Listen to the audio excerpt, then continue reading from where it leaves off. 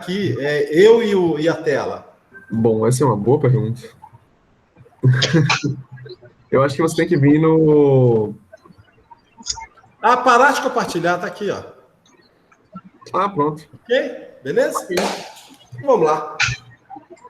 Valendo. Ô, gente, nós estamos aqui na 6ª aula de contabilidade.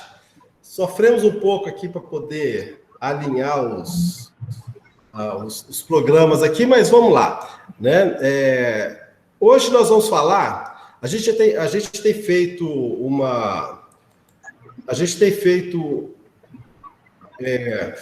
um estudo assim, basicamente sobre. Eu ainda estou apanhando um pouquinho. Hoje nós vamos falar. A gente já falou bastante. Voltando aqui do início. A gente já um breve currículo meu, né? Hoje a gente já falou sobre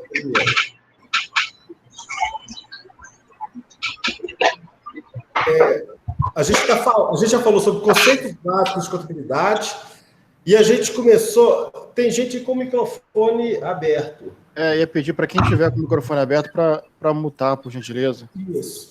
Tá. Beleza. Então é o seguinte, a gente iniciou aqui, nós fizemos uma introdução falando sobre os conceitos básicos, né, e normas de contabilidade. Obviamente que eu comecei a sentir a necessidade de alinhar um pouco a prática ao aspecto teórico, entendeu? Então, assim, eu estou tentando mesclar as normas contábeis com as análises de balanço e já indo para a parte prática lá do balanço da Hering, ok? Então é o seguinte, a gente já falou sobre isso, nós vamos falar ainda sobre indústria, sobre sistema financeiro.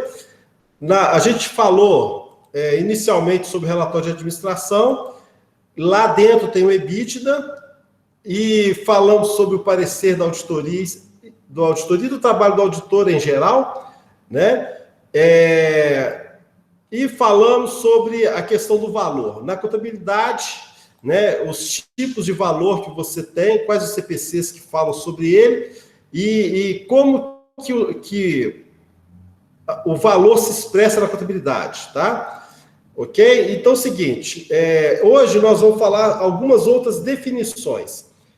No mundo ideal, gente, no mundo ideal, você pega as demonstrações contábeis e faz uma análise a partir delas.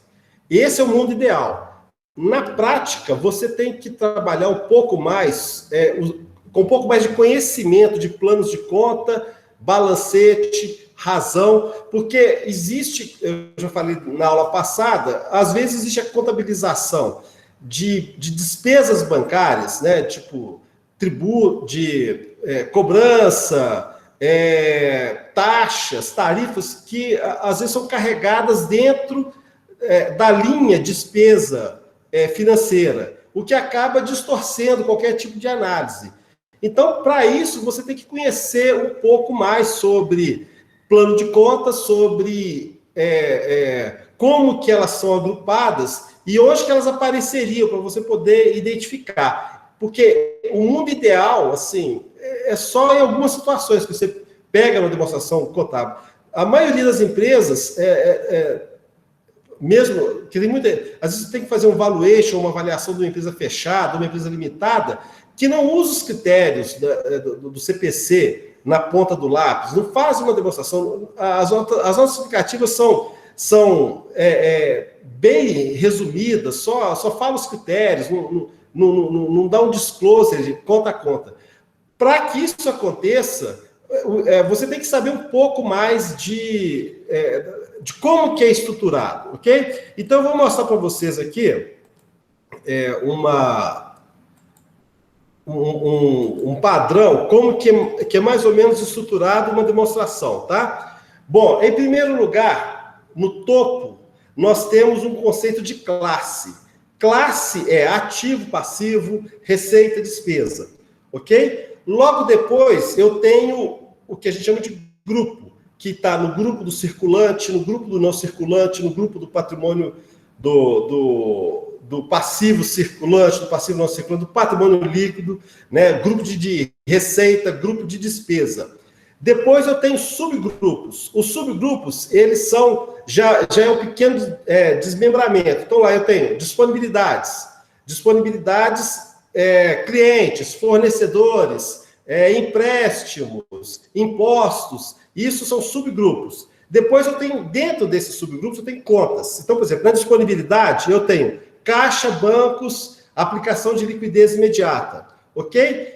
E dentro das contas, eu tenho subcontas. Aí, por exemplo, imagina que no banco, eu tenho lá Banco Itaú, Banco Santander, eu vou desmembrando, tá? Alguns planos de conta, eles não começam pela classe, ativo-passivo, eles começam já pelo grupo. Então, por exemplo, o ativo seria 1, né? O passivo 2, e assim sucessivamente, tá?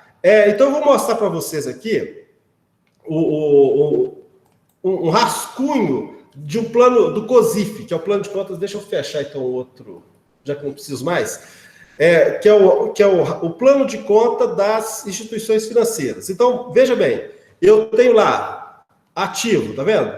Classe. Depois eu tenho, no item seguinte, grupo, que é circulante e realizável a longo prazo. Depois eu tenho subgrupos, né, que é a disponibilidade. Depois eu tenho conta, que é caixa. E assim, e subconta, que seria, por exemplo, caixa, filial, matriz, agência tal, né, outro tipo de caixa, tá? Mais ou menos isso aqui. Deixa eu mostrar para vocês um plano mais completo.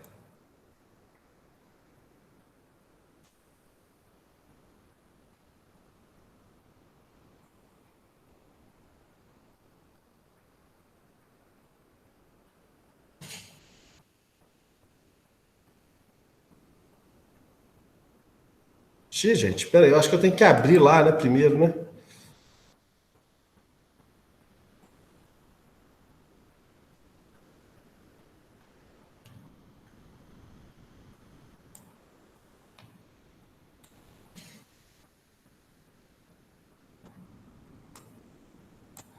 Gente, não apareceu não, estou apanhando aqui um pouquinho.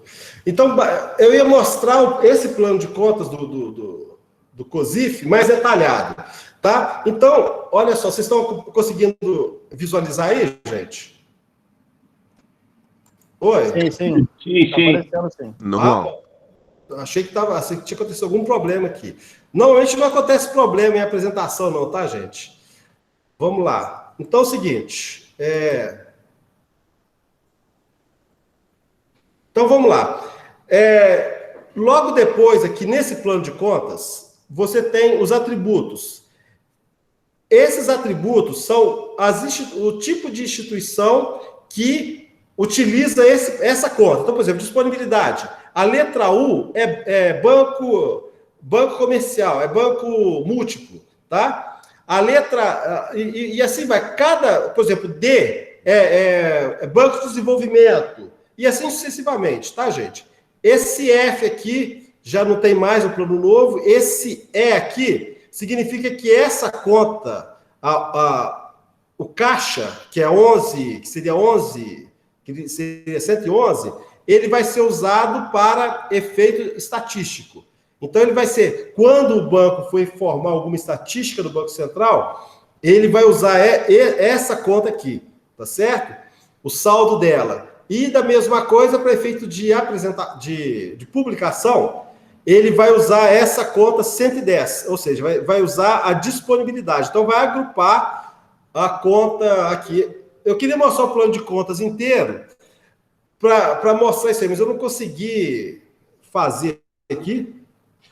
A Luciana está perguntando se teremos aula hoje. Passa o link aí para ela, para mim, gente, por favor. Ela entrou no... Deixa com vocês, né? Ela entrou no Telegram. Bom, então vamos lá. Gente, alguma dúvida sobre isso? O que vocês entenderam mais ou menos como que funciona, como que é estruturado? Então, por exemplo, No caso aqui, no banco, o ativo seria 1. O permanente, que é o sistema antigo, seria 2. Contas de compensação seria 3. Passivo, 4. Resultado de exercícios futuros, 5. Patrimônio líquido, 6. Receita, 7. Despesa, 8. E compensação passiva, 9. Entendeu? Então, assim, o desmembramento seria basicamente isso. Deixa eu ver se eu consigo mostrar aqui a tela do... Ô, Rubem, bom dia, Henrique. Eu acho que aqui no Google Meet, você tem que descompartilhar e compartilhar de novo a outra tela. Tá, vou tentar aqui. Por isso que eu acho que não está aparecendo. Vou tentar aqui, que seria interessante vocês verem o plano completo, para entenderem aqui como que... Que ele fala que selecionar janela, mas ele não fala, ele não mostra aqui qual janela.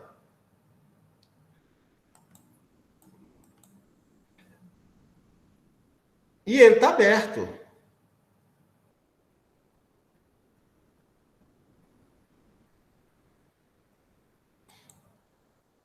Porque se eu clicando aqui, vocês não conseguem visualizar, né? Deixa eu abrir aqui, peraí. COSIF.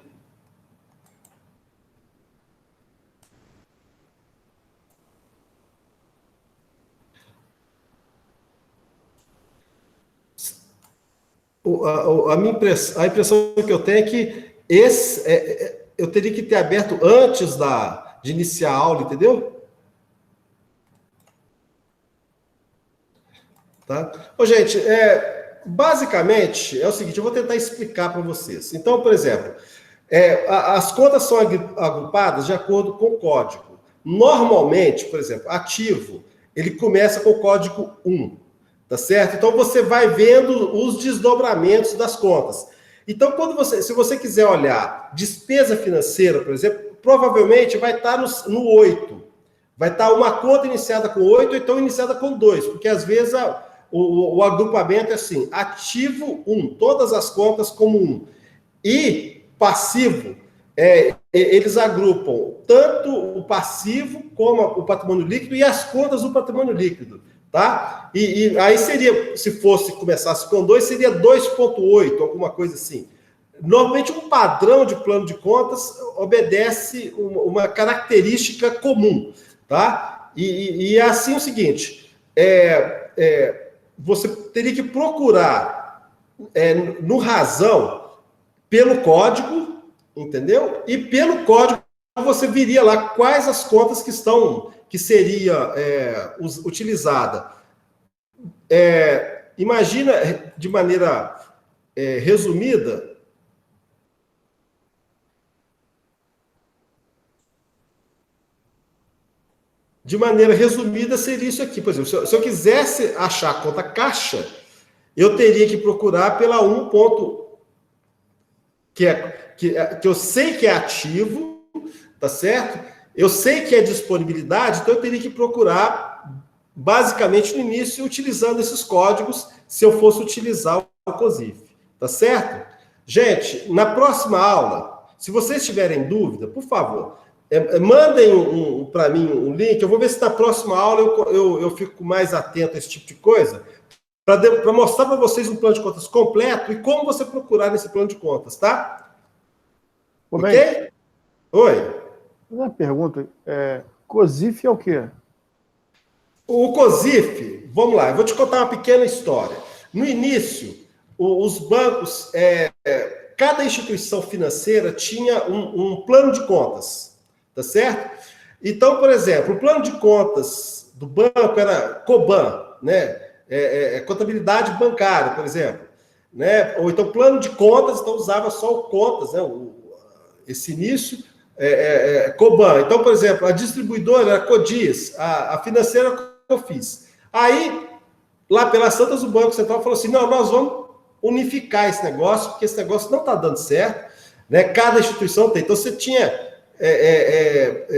vamos supor, se fosse auditar ou fazer alguma perícia numa instituição dessa, você tinha que ir lá e pegar cada uma de cada instituição. Aí o Banco Central resolveu unificar. Então, todas as instituições financeiras e empresas autorizadas pelo Banco Central, elas utilizam um plano de conta, que é o COSIF, que é o plano de conta das instituições financeiras, entendeu? Eu usei o COSIF aqui, porque o COSIF ele é muito bem estruturado. Então, assim, por exemplo,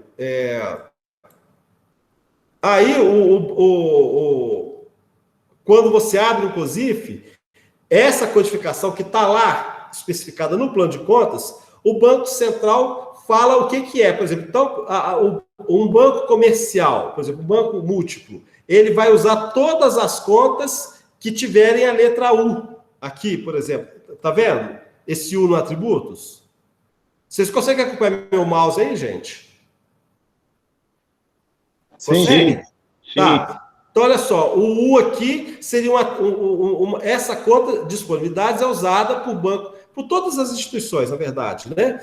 Algumas instituições, por exemplo, caixa, esse tipo de caixa, esse caixa com esse código aqui, só é utilizadas por empresas que eu acho que são de empréstimo, que eu acho que mais alguma instituição de crédito, e instituições Z, normalmente, são instituições que estão em processo não é recuperação judicial, não,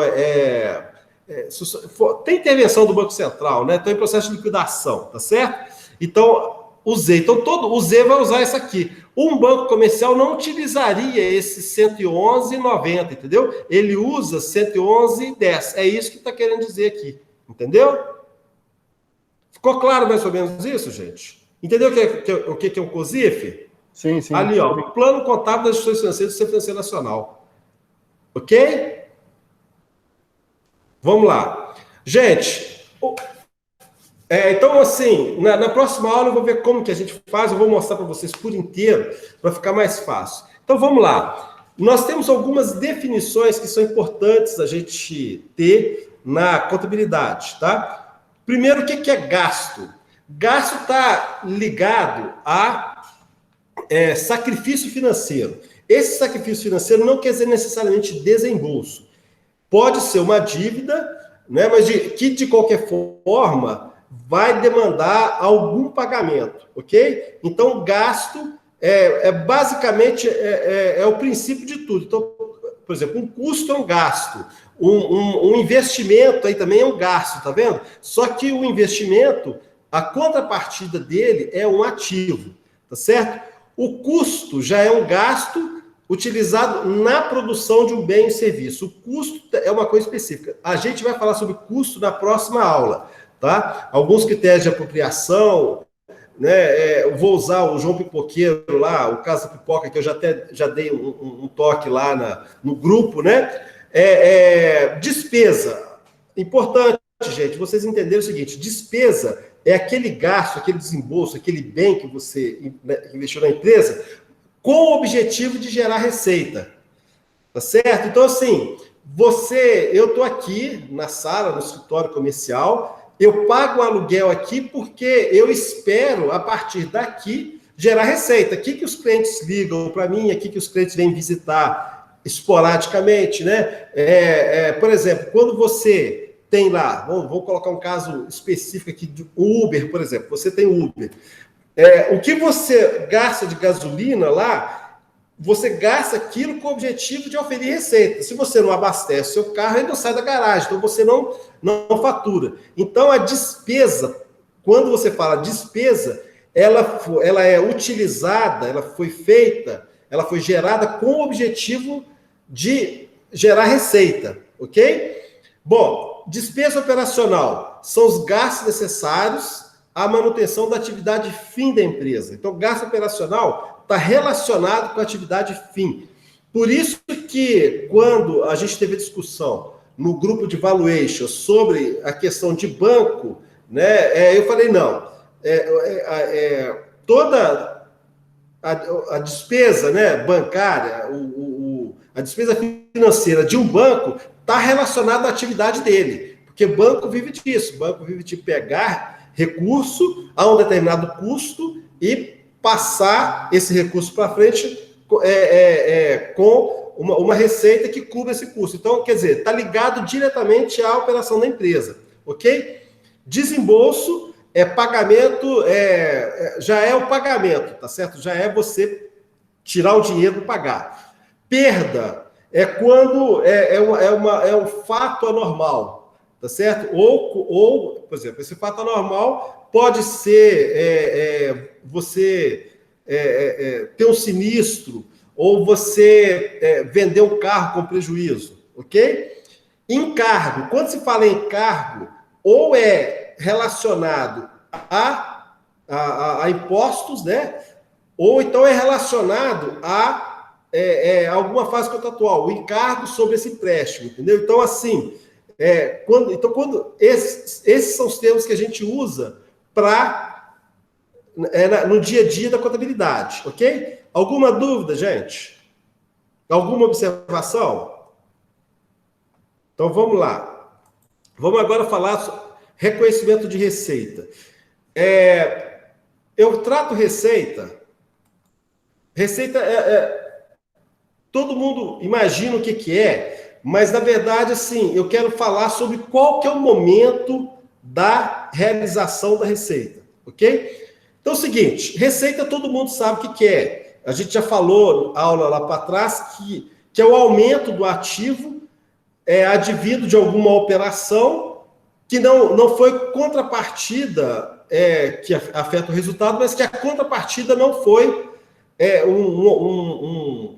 uma ação de um sócio, uma integralização de recursos. Então, por exemplo, quando eu faço uma venda, eu tenho basicamente um aumento de ativo, que é cliente ou caixa, e a contrapartida dele é um aumento patrimonial que não representou naquele momento um aumento de capital ou uma ação dos sócios, tá certo? Mas só que é o seguinte, gente, tem os momentos da contabilização. E assim, para ilustrar algum momento da contabilização, eu queria dizer o seguinte, receita só é contabilizada quando você transfere para o seu comprador os benefícios daquela compra, daquela venda, tá certo? Então, tipo assim, o comprador, a partir daquele momento, ele como se ele tivesse tomado posse do bem ou do serviço que ele tomou. Então, ele pode utilizar com liberdade. Ele passa a ter o que a gente chamou lá no início de controle, tá certo? Então, nesse momento, que a receita é contabilizada. Tá? Então, eu vou dar um exemplo aqui. E outra coisa, que essa receita possa ser mensurada, né? Os critérios eu vou mostrar para vocês aqui, quais os critérios, assim, analiticamente, mas em linha geral é o que a gente comentou aqui, tá? Quem tenha transferido para o comprador os riscos, os benefícios mais significativos inerentes à propriedade do bem. Veja bem, aqui nós estamos falando de benefícios e riscos mais significativos. Não estamos falando de todos os riscos e benefícios, tá? Porque existem vendas, né? Existem operações de mercado que você ainda se compromete por algum tempo, em caso, por exemplo, de construção, que você se compromete por algum tempo em dar algum tipo de manutenção, né? Fazer algum tipo de intervenção. Então, assim, você transferiu os riscos mais significativos, mas os benefícios também, mas não todos, ok? A entidade não mantenha envolvimento continuado na gestão dos bens vendidos ou em grau normalmente associado à propriedade, tampouco o efetivo controle sobre tais bens. Então, ou seja, você entregou aquele bem e aquele bem agora está de posse e o comprador possa usar os benefícios e você não tem controle, você não tem nada sobre ele, ok? O valor da receita possa ser mensurado, isso aí não tem problema, for provável o benefício econômico que vem para a empresa, ok? Então, vamos lá, vamos citar alguns exemplos de fases que acontecem isso. Vamos supor, vou pegar o João Pipoqueiro lá para vocês entenderem o momento. Você chegou para o João e perguntou, João, quanto é que custa a pipoca? Ele fala para você, R$10. Beleza, então você chegou ao menino, é bom, né? Quanto que é pipoca? R$10.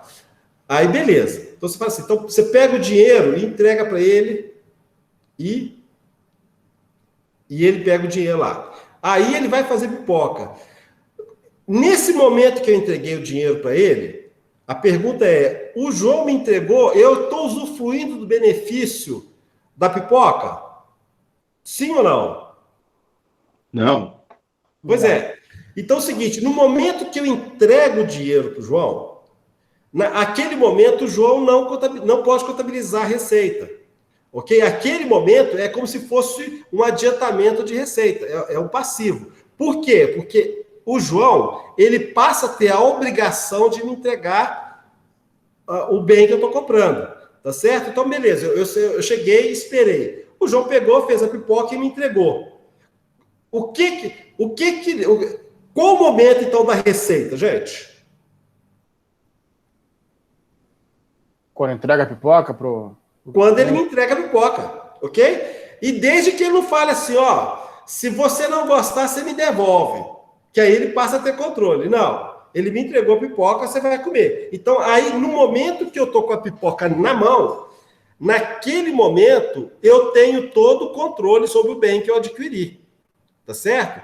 Então, o momento da contabilização para o João é o momento que ele me entregou e que eu já saí para comer. Agora, se eu cair, derramar a pipoca, se eu queria 5 pedaços de bacon e só tem 4, ou então tem 6, isso aí não vem ao caso, entendeu? O que vem ao caso é o seguinte, que o momento da receita é o momento que ele me entregou a pipoca. Tá certo? Agora, vamos pensar numa segunda situação. Né? Então, nesse caso, o João contabilizaria débito de caixa, débito de adiantamento, receita futura, né? Seria o conta de passivo. No momento que ele me entregou a pipoca, ele debita de receita futura e credita a receita. Ok? Aí, beleza. Estamos nesse momento aí. Bom, aí é o seguinte, nós temos uma segunda situação. Eu chego assim pro João, igual um bom mineiro, bom. Aí o João fala assim, bom, quanto é a pipoca? R$10. Ah, então tá. Me vê uma pipoca aí, João. Aí o João começa a fazer pipoca. Começa a separar a pipoca. Tem algum fato contábil aí? Nesse momento? Ele começa... Vai lá, Ele pode entrar entre produtos e em produção, né? Do estoque dele. Não, teria. Ainda não tem. Vamos supor que a pipoca já esteja pronta. Porque nós vamos falar só de receita, tá? Como o custo é um negócio bem assim, complexo, por exemplo, eu fiz uma brincadeira lá no grupo lá, e eu vi assim, a gente passou sobre todo o processo. No momento que o João é um elemento de custo, no momento que ele é despesa, no momento que ele é sócio e no momento que ele é diretor, que ele tem prolabore. Aí a gente vai fazer isso. Imagina que está tudo em estoque. Nesse momento que você pediu, não existe um fato, existe um ato que não é contabilizado, que você pode, por exemplo, emitir uma ordem de compra. O máximo que você pode fazer é fazer uma movimentação orçamentária. Olha, eu fiz uma ordem de compra, né? Eu tenho orçamento, aliás, eu fiz uma... no caso aí, né? De venda, né? Eu tenho no meu orçamento, eu tenho lá, sei lá, R$10.000, então eu tenho 10 aqui que vai ser vendido. Mas isso isso seria extra contábil, não seria contábil, entendeu? Do ponto de vista contábil, não aconteceu absolutamente nada aí, nesse momento. O João simplesmente vai lá, pega a pipoca e me entrega, tá certo? Então é o seguinte, quando ele me entrega, o que acontece? Ele me entregou a pipoca, o que acontece? 2 fatos aconteceram aí. Ele me entregou a pipoca. O que seria, gente? Tá fácil. Qual o momento que eu tomei posse? Que eu, comprador, tomei posse? Quando ele entrega a pipoca. Quando ele me entregou a pipoca. Então, nesse momento, eu tenho a receita, ok? Uhum. Mas eu paguei? Ainda não. Vou pagar? Espero que sim. Exatamente. Então tá. Nesse momento, então, eu tenho uma receita e em contrapartida, né, no caso, eu tenho a conta a receber e em contrapartida eu tenho uma receita, ok? Eu não paguei ainda, eu não tirei o dinheiro do bolso e dei para ele, tá certo? Então tá. Então, mas o importante é o seguinte, é vocês entenderem o momento da receita. O momento da receita é quando ele me passou a propriedade, ok? Quando ele me passou o direito de comer a pipoca, ou de usufruir do bem que eu comprei, tá? Então, beleza. Então, aí na sequência eu pago, e aí o seguinte, ele vai lançar esse valor que eu paguei no caixa e dá baixa no que ele teria a receber. Então, vocês entenderam, assim, o momento, até agora, tá claro, mais ou menos, o momento é sempre quando o comprador, ele usufrui de todos os benefícios, tá? Ok? Então, vamos lá. Agora, o ICMS não fala isso, né? Quem sabe o que o ICMS fala? Resumindo, o ICMS, a legislação estadual, ela fala o seguinte, que quando sai do estabelecimento, entendeu? Quando você... o fato gerador do ICMS é quando sai do estabelecimento. Então, teoricamente, no caso do João, o ICMS seria devido no momento que ele tira o saco de pipoca e tira de dentro do carrinho, basicamente, entendeu? Existe um conflito aí, assim, os momentos são diferentes, mas, assim, nota fiscal normalmente é um dia, né? Então, assim, a contabilização normalmente é sempre feita. Ô, David, você faz sem ser na hora que emite a nota? Receita? Hein, David? David tá aí não, gente? O Edson? Tô meio enrolado aqui. Ah, tá. Tô Todo meio mundo tá enrolado aqui. enrolado, né? Porra, pode repete, por favor. O negócio é o seguinte, você, na hora de contabilizar, você Certo. contabiliza quando na emissão da nota fiscal? Sim, no fato gerador, para mim, é o documento fiscal. A nota, Exatamente. no caso, a receita. Ok, beleza. Então é o seguinte, que eu estou falando assim, que existe um conflito, tá certo? Porque a receita deveria ser contabilizada no momento em que o cidadão recebe, tá certo? E passa a usufruir, você ficou livre. Mas, como os fluxos são muito curtos, né, você contabiliza de acordo com o que determina a legislação. Assim, emitiu a nota, você já lança como receita mesmo e ponto final. Né? Porque tecnicamente é o seguinte, né? Quando você emite, tecnicamente, você está transferindo, né? A mercadoria está circulando. Você já teria obrigação de reconhecer essa receita, né? Exatamente, mas do ponto de vista fiscal, é que eu tô falando assim, que existe um gap de entendimento, e como que a gente vai trabalhar, por exemplo, mais na frente como construtora, porque como construtora tem um outro problema, porque na verdade a receita seria quando você entrega a chave do imóvel, ok? Que aí a pessoa poderia usufruir, mas o que a pessoa vai recebendo antes é o famoso POC. Mas nós vamos falar de POC mais para frente, quando a gente falar sobre... Principalmente que teve uma alteração acho que é o artigo 481 aliás, era 441 no regulamento do imposto de renda antigo, né? Ok? Então, basicamente, gente, no caso da pipoca, vocês entenderam os processos que envolvem, a partir do João Pipoqueiro, os processos que envolvem a construção da receita, como que a receita é apropriada? Deixa eu voltar para o nosso querido slide lá.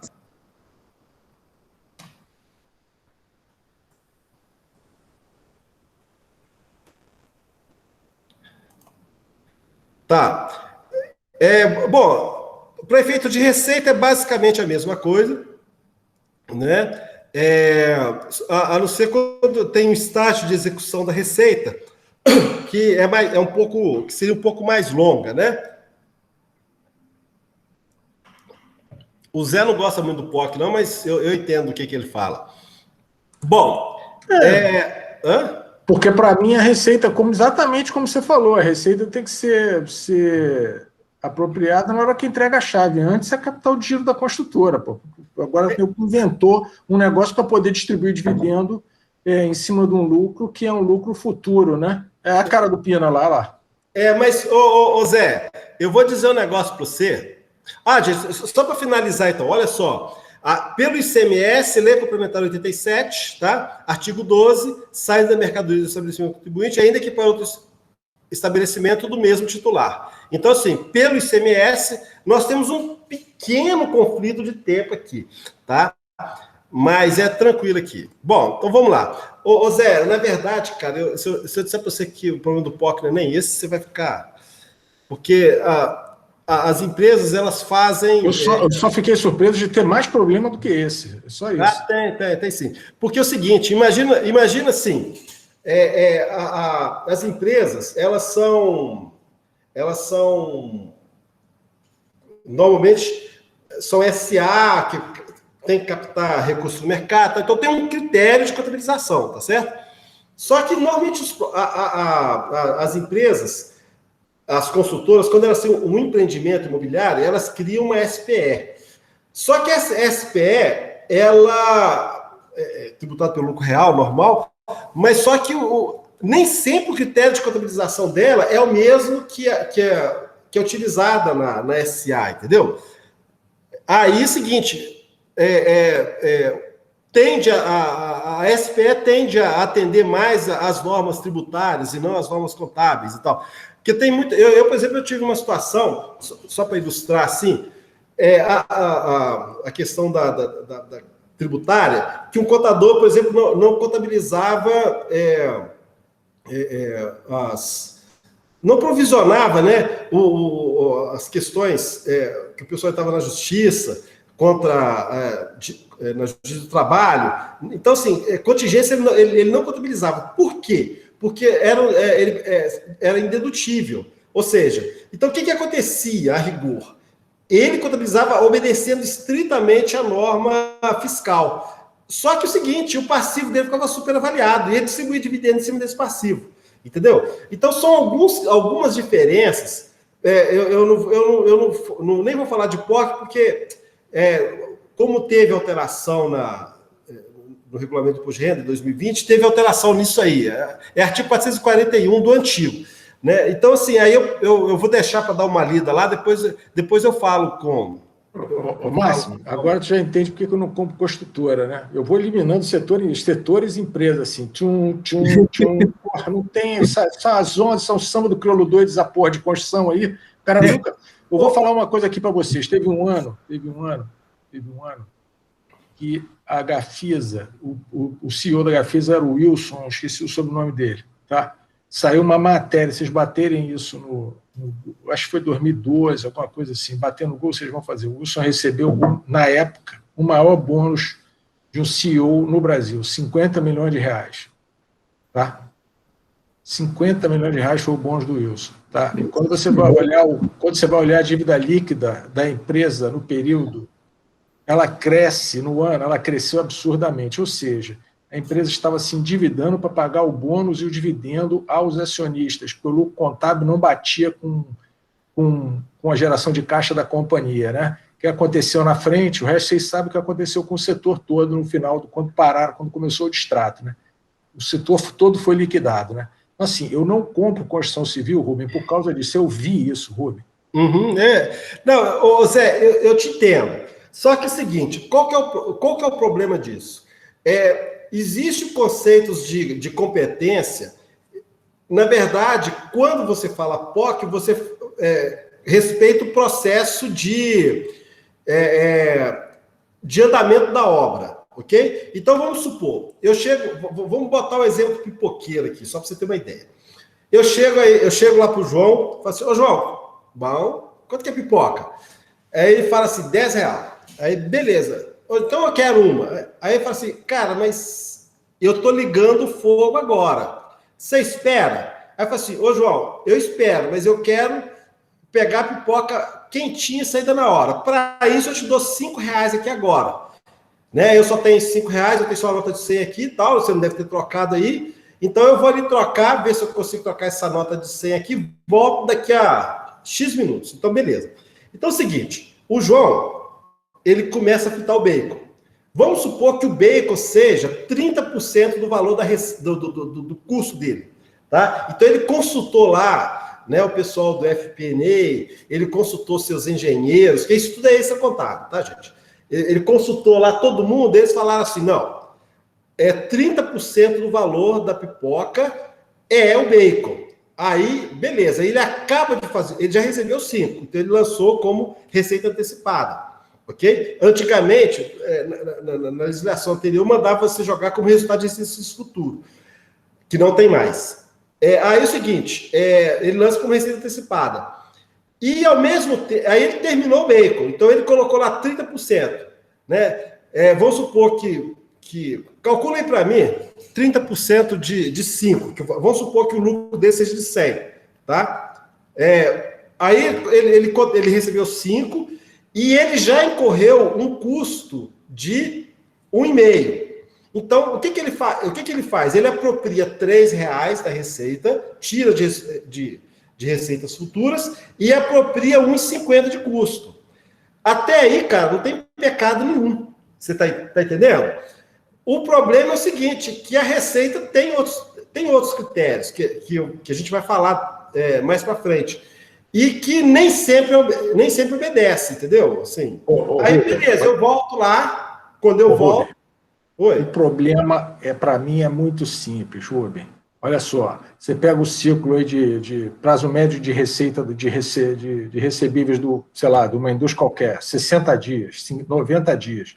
É um prazo curto. Então, você tem um descasamento de caixa pequeno, que é a conta que a gente já fez lá no Valuation algumas vezes. Né? Ah, sim. O problema aqui, por quê? Porque você só realiza, né, quando você paga, quando você recebe o recebível, né? Fica em contas a pagar, né? Imagina isso no ciclo de 24 meses da construtora, o que é ter de contas a pagar lá, Rubem? Receita ele não ia ter nenhuma, ele só ia ter contas a pagar. Aí ia ficar bonito no patrimônio, ia ficar bonito no balanço e a receita do cara, no DRE, ia acabar. Ia ficar com gap de... É esse, Rubem. O nego inventou esse negócio que é para as construtoras poderem atrair algum tipo de investimento. Porque senão... Não tem ninguém que vai ficar esperando, como você falou, o João Pipoqueiro lá, esquentar o negócio dele, ninguém vai ficar esperando 2 anos para receber alguma coisa. Esse que é o problema.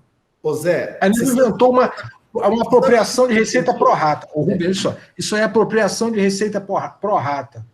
Só que 24 meses.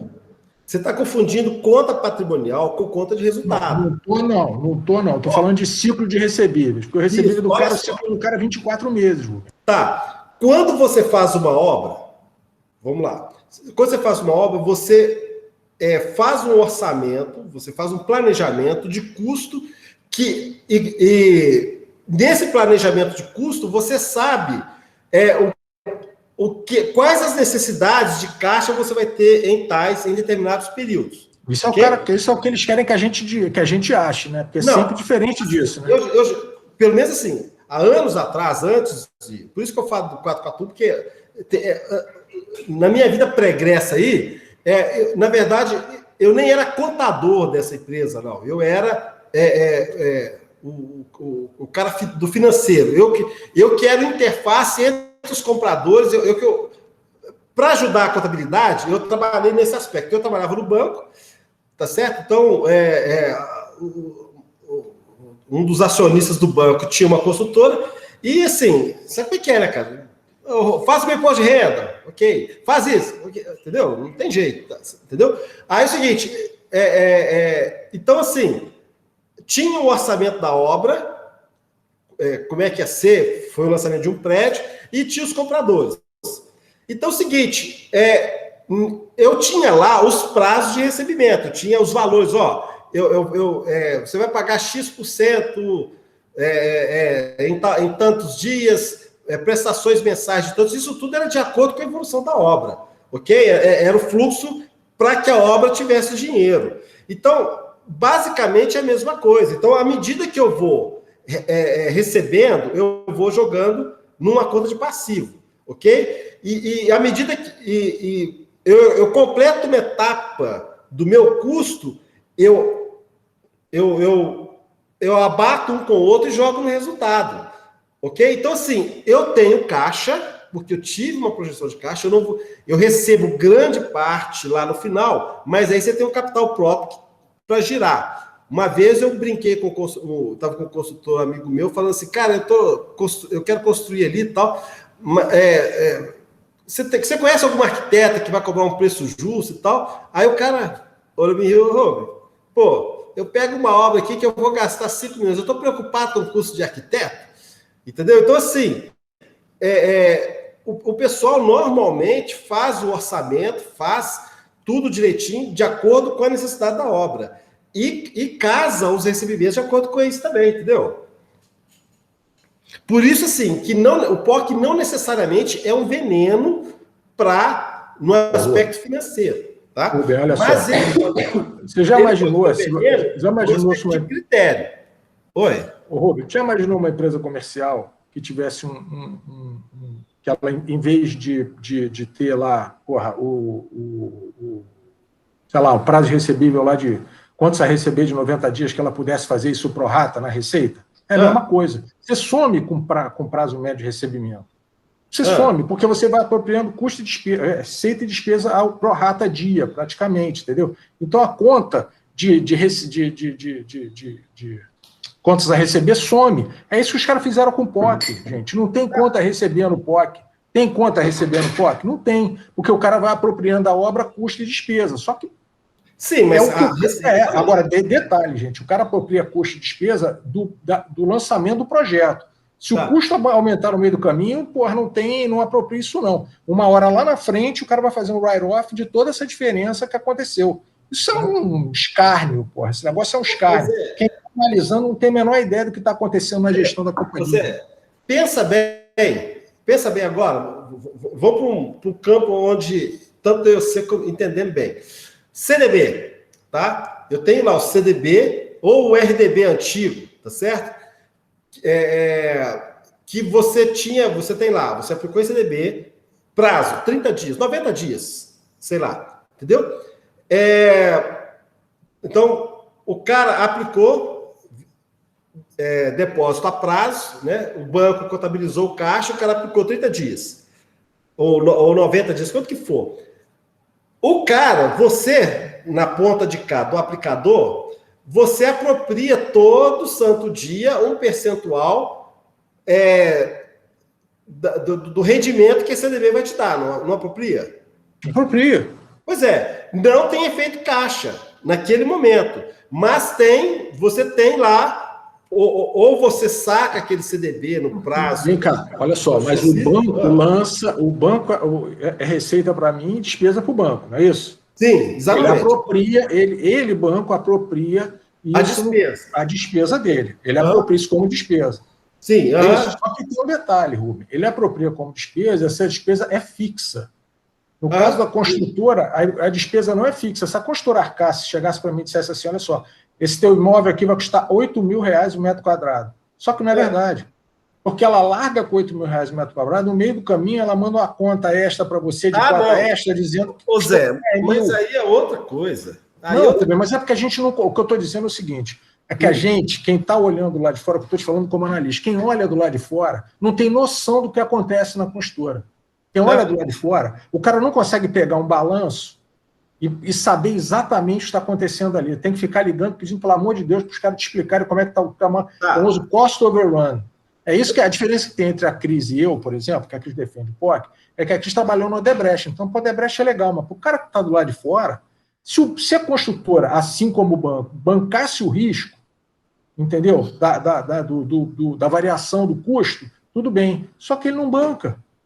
O custo...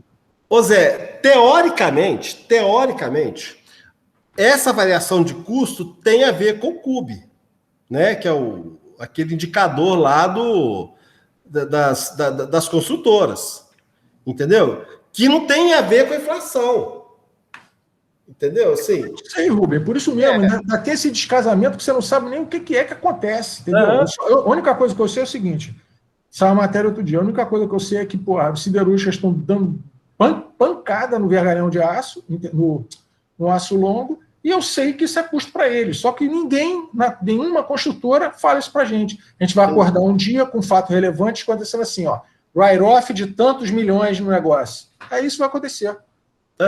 Como já aconteceu antes. Inclusive com o financiador. O primeiro que fez isso foi o financiador lá do estádio do Galo, tá? Não fala do Estado do Galo, não, que o Estado do Galo está muito bem gerido.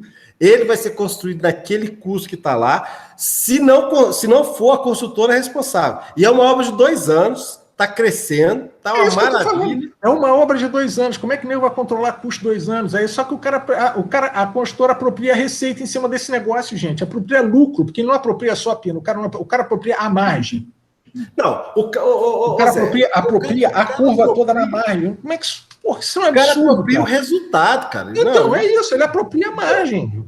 Sim, mas, normal, entendeu? Porque... José, desculpe, mas como seria, por exemplo, no caso do imóvel, no teu entender, por exemplo, tu compra um imóvel por X, o imóvel tem uma receita grande e tem um custo que vai ser do decorrer disso. Como tu acha que você deveria ser, então? Eu acho que a construtora tinha que bancar tudo mesmo. Chegava lá e botava a receita na hora que entregasse a chave. Não é assim que você faz com uma empresa que tem uma empresa comercial? Você que foi que respondeu para o Rubem que você apropria a receita, não é isso? No momento da venda, não é isso? Okay. Antes disso, ela fica lá em contas a receber, não é isso?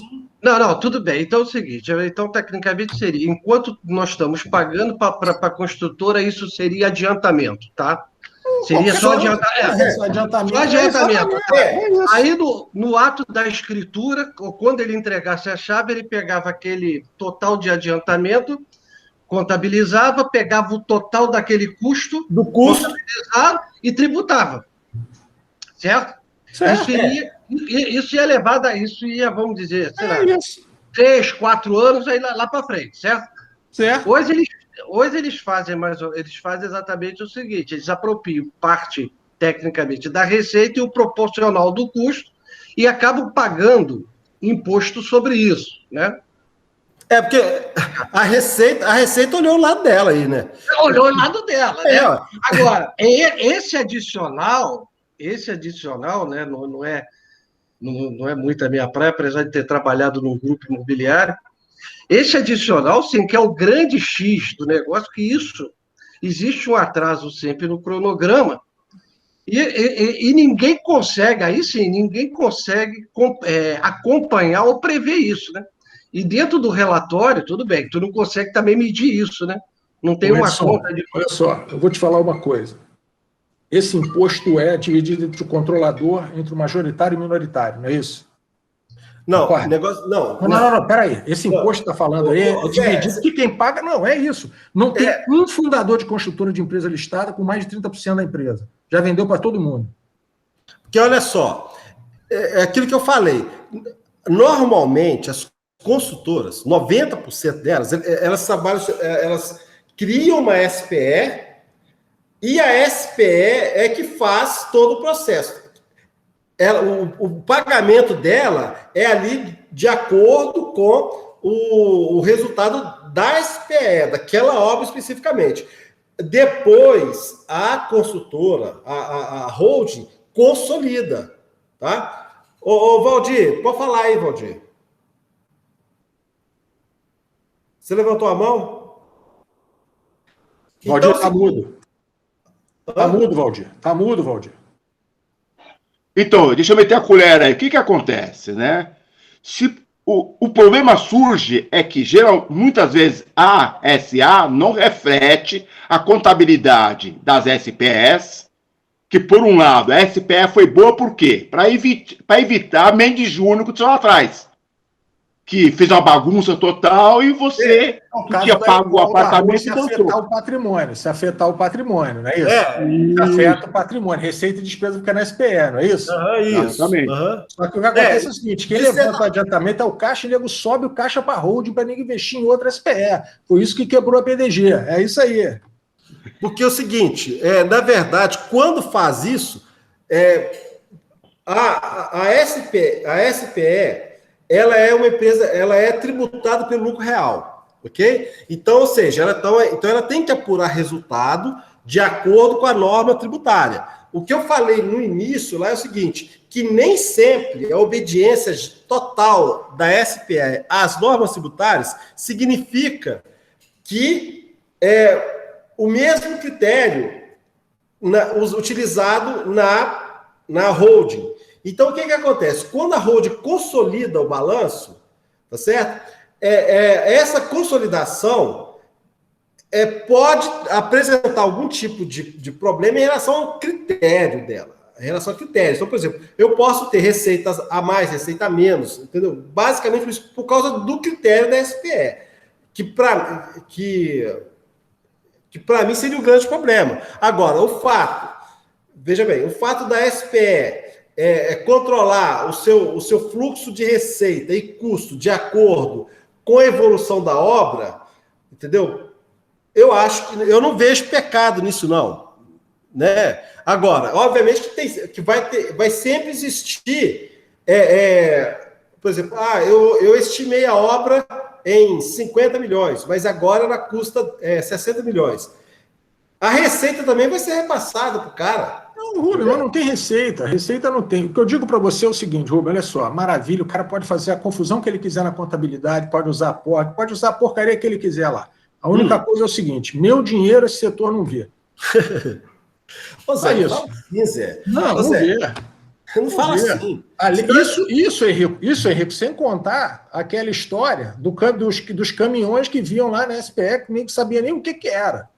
Entendeu? Isso sem contar o número de possibilidades que o Henrique, que a gente já discutiu na aula de tesouraria, da possibilidade que tem de desvio de custo aí nessa história, entendeu? Então, assim, esse setor eu estou fora completamente, só isso, Rubem. Eu estou pegando aula de contabilidade e levando para a minha área. Esse setor é um setor que eu não boto dinheiro. Porque não é porque é bom, porque é ruim, porque não sei o quê, não tem nada disso. É o seguinte, você é um cara que o investidor, a gente só pode usar dado público, não é isso? Fora isso, insider information é xilindró, não é isso? Então é o seguinte, não tem dado público hoje nesse setor que explique como que a empresa funciona. Você só amanhece um dia com fato relevante assim, ó, write-off de tantos, cost overrun de tanto, pá, acabou. Você amanhece um dia assim. Ô Zé, explica o que é write-off. Write-off é o que acontece. Se a obra orçada primeiro custava R$8.000 um metro quadrado e chega no meio do caminho ela passou para 10, o cara tem que lançar esses dois, né, Rubem? Sim. É um write-off, é um impairment. Você faz um impairment, faz um write-off, faz um impairment de 2 mil em algum lugar, concorda? E aí entra no DRE. Aí tu aparece lá com prejuízo gigante. Na verdade, na minha opinião, não apareceria na DRE naquele momento, tá certo? Porque é o seguinte, o que aumentou? Não aumentou, não é o que está em andamento? Isso. Entendeu? Pois é, então isso afetou o ativo e passivo. Ou seja, afetou um custo e uma receita que vai ser apropriada no futuro. Tá? Ok? Até aí tudo bem? Porque o que já foi apropriado já foi. O resultado até aquele write-off. Fala em impairment, pronto, fala em impairment. Eu estou dizendo o seguinte: o cara apropria na curva lá da construção. Não, porque impairment não é isso, Zé. Porque quando você fala impairment, o cara que está ouvindo. Não, eu estou dando um exemplo. O impairment é mais fácil, é isso que eu estou falando. É o valor do. O impairment é perda. Ok? Então, por exemplo, o que é o impairment? Eu tenho essa calculadora aqui no meu ativo. Ele é meu ativo principal, é só essa calculadora. Ela custa lá R$1.000. Aí o valor de mercado dela, o valor de realização dela passa a ser 800. Então eu estou registrando uma perda de 200, entendeu? É só para... Não, tudo bem, isso é em relação ao impairment, em relação à receita. Então o que acontece é o seguinte, o cara larga o projeto dele assim, te vendeu R$11.000 o metro quadrado e o custo dele é R$8.000 o metro quadrado, tá? No meio do caminho, tá? O custo dele passou para R$10.000 o metro quadrado. Então, a margem do cara que era 30% antes passou para 10%. Isso. Tá? Aí, só que ele tem, diferente do CDB do banco, ele tem o direito de chegar para a gente e falar assim, olha só, porra, vocês têm que, né, vou apropriar, vou repassar esse custo para vocês, né? Sim. Ou então. Não, isso. porque não sei. Aí ele apresenta, desculpa, ele não repassa para a gente. Ele repassa para a gente como acionista da construtora. Ele chega lá e diz o seguinte: mete esses R$2.000 de metro quadrado. Repassa para o comprador. Não pode comprar, não repassa não. Não repassa, não. Repassa não. Não. Aí o que acontece? Eu comprei por 11, está comprado. Está comprado, acabou. Só que, entendeu? O problema todo que eu digo é o seguinte: então, nesse sistema de toque. Claro, não, diminui a margem do carro. Porque o custo aumentou. Dele. Então, o que acontece? Ele tem que lançar isso a prejuízo em algum momento, né, Rubem? Porque consumiu o caixa dele. Ok. Ô, gente, então, entenderam o que é receita?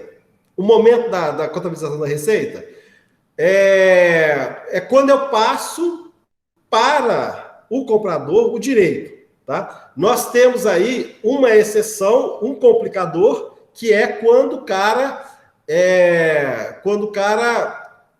no caso de entrega da chave, com projetos mais de longo prazo. Mas isso aí a gente vai debater mais especificamente quando a gente for falar de consultora. Valeu, de qualquer forma, a discussão, né? Isso é um para casa, e a gente continua na próxima aula, né? Só que na próxima aula a gente vai entrar direto na análise horizontal e vertical, ok? Tá bom, gente? Alguma dúvida aí, alguma coisa que a gente possa comentar?